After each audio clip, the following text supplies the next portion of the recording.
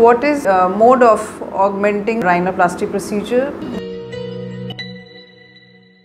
Hi, I am Dr. Hiranmay Jha and today I am discussing what is the mode of augmenting our rhinoplasty procedure, या फिर अगर हम बात करें तो हम कार्टिलेज कहाँ कहाँ यूज़ करते हैं और किन एरिया से हम ये कार्टिलेज ले सकते हैं. So coming to the point that even our nose has a septum and septal cartilage can be harvested from there only, and it can be used to augment the deviation which is there. The correction has to be done, and then the septum, harvested septum, can be used as a cartilage graft to support the deviation which is there.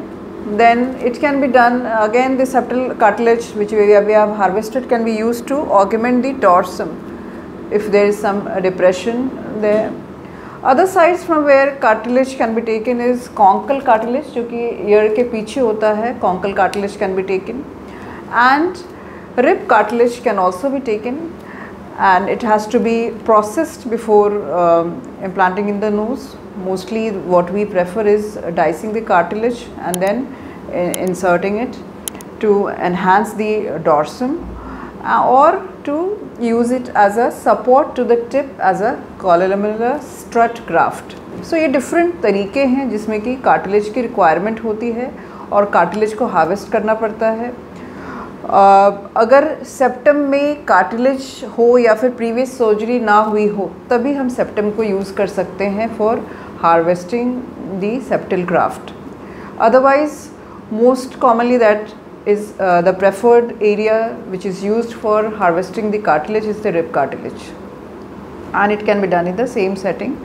And post surgery there is a suture line which is present there and it heals properly, so that is not a problem about harvesting it from your rib. So this is how cartilage is used in rhinoplasty surgery.